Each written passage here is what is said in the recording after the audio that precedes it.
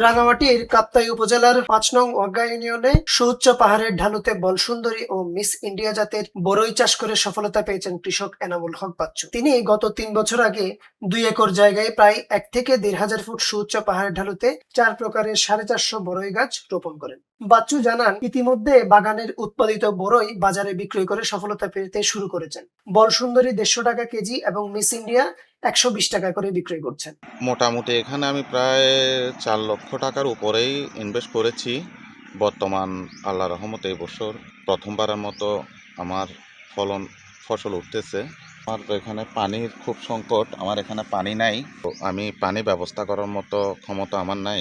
কৃষি বিভাগের মাধ্যমে যদি আমি কিছু সহযোগিতা পেতাম, আমার বাগানটা আরো একটু ভালো পর্যায়ে নিয়ে যেতে পারতাম। তিনি আশা করেছেন সকল খরচ বাদিয়ে আরো ১ লাখ টাকা উপার্জন করা সম্ভব হবে। কৃষি বিভাগের সহযোগিতা পেলে সামনে আরো সফলতা অর্জন করতে পারবেন বলেও জানান কৃষক বাচ্চু। কাপ্তাই উপজেলা কৃষিবিদ আহসান হাবিব জানান, বলসুন্দরী, আপেল কুল, কাশ্মীরি আপেল কুল চাষে কৃষকদের সচেতনতামূলক পরামর্শ দিয়েছেন স্থানীয় কৃষি বিভাগ।